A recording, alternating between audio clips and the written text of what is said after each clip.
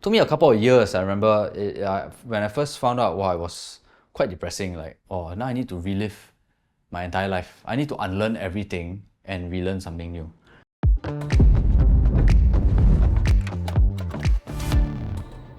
My name is Darren. I'm 42 this year, and I recently became a full-time pickleball athlete. I also coach, and I also run pickleball businesses. So I have my own coaching academy here in Singapore as well as in China, and I also consult the relevant authorities in helping them to develop facilities in mainland China.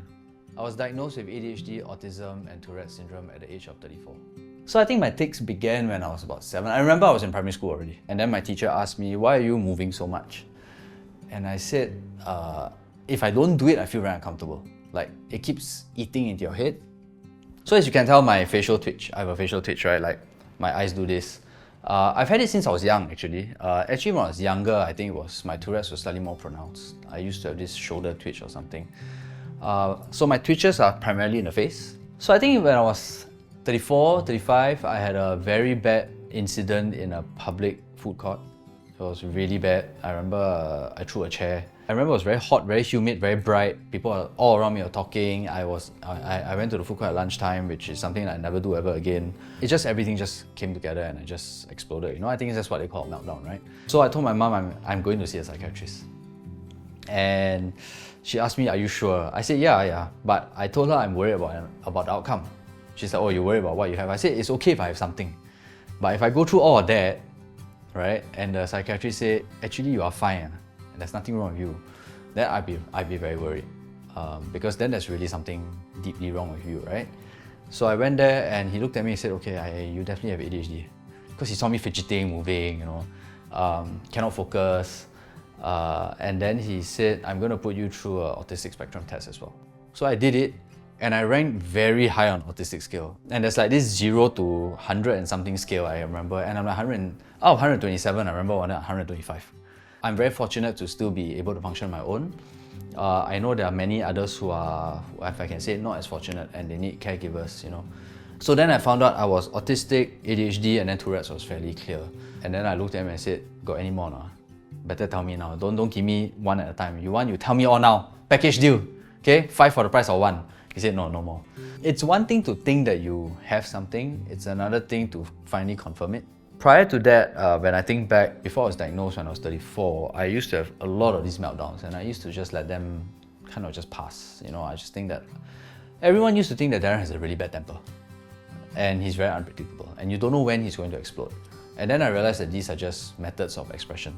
Then it really got me thinking about everything that's happened, you know, in the past, at the time 34, 35 years, right? Why, number one, socially, I don't mix very well with people, especially in big groups, in big settings. I like to be on my own. I sometimes like to make conversations about myself. I don't even know it, or I keep dabbling into very deep subject matter. I don't read body language very well.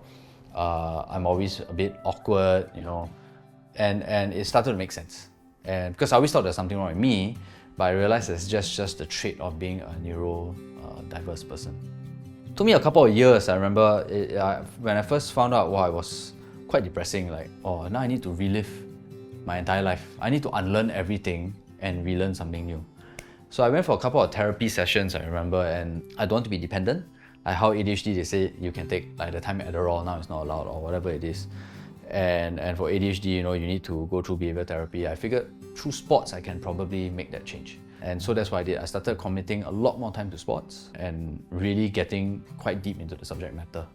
So during that time, I became a certified Ironman coach. I became a certified master nutritionist. I started looking at how to train endurance athletes, applied my tennis coaching skills, and I was still working. I was still doing other stuff, so all this was interest. And then now I've made a full transition into pursuing sports full-time. Either as a professional athlete, professional coach, or as a sports entrepreneur. So everything is revolving around sports. So for pickleball, I started maybe about slightly over a year ago, formally. And then I went to America this year to play in the PPA. So that's the Pickleball Professionals Association. And I played in the pro category, and I also played in the 35 plus 5.0 category. So 5.0 is the highest rating for any age group. Had a very good experience, and then for the 35 plus 5.0, I won a gold medal. So I didn't think much about it, and then everyone started saying, hey, you know, you're the only non-American Asian that's actually done this, right? No one else has done it before.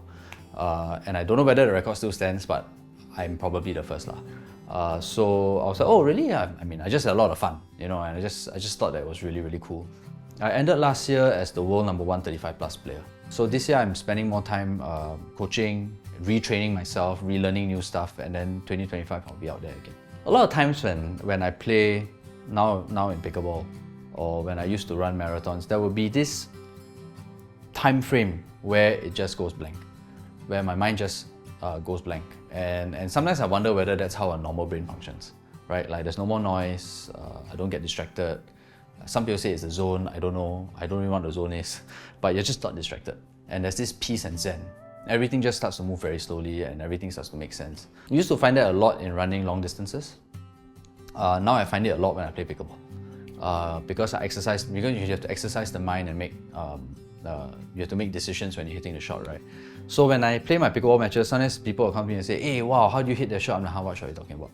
Because when I play, I'm like I just go. I'm like autopilot and I just flow with it. And I think that's how it helps me to cope with certain things. One of the big reasons why I decided to kind of drop everything else and go into sports was because I realized in sports, and when I made it into a career, I get less affected by every other piece of stimuli that comes around. And so then I get to find this inner peace. And I think for us, that's very important. I like how sports and culture is very deeply intertwined with each other. Like if you go to a place like China, where I'm based now, culture and sports is never separated. So sports is really something that is, I think, transcends many boundaries. Gender, it transcends, religion, all of that. And when you are generally healthier, you think clearer. And through sports, you are able to propagate messages of fairness, being competitive, fighting spirit, perseverance, etc., which I think is very essential for countries or populations to continue moving forward. So for me, sports is more than just keeping fit. It's a lifestyle, right? And through sports, you are then able to reach out to multiple youth. You can reach out to many people. You can share messages of care, love, concern, inclusion. Like how sometimes when I play, I hear people saying, "Hey, he's got all these conditions, right?" And when they say it, I don't take it that you should think any less of me. I just take it as I'm just one of you.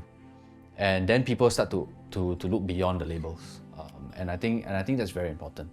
So in 2022, I was the vice chairperson for Purple Parade, and also helping them with the publicity and social media part. I remember this was the first time actually, and it's a very unique experience where suddenly people are looking up to me and saying, hey, I need your input for this. I've done quite a lot in my lifetime, and the moment people know that you are carrying conditions, they kind of start asking you for your opinion. And they kind of stop thinking that whatever you're going to say is important. But it was very interesting because I had people who really looked up and said, hey, we need your advice on this because you are the best person to advise on this. The lighting too bright, is this, is it appropriate? And is the event organized in a way that is inclusive enough? That alone to me was a very, very big wake-up call that this world can exist in an inclusive state. We just need to want to do it. For me, moving forward, I can safely say that I'm going to spend a pretty long time in this industry, pickleball at least, competing, preparing to go back to the pro tour, launching my pedals, helping people to look at pickleball as a business as well. And then from an advocacy standpoint, it never stops. I always talk about it. So when I talk about it, I advocate.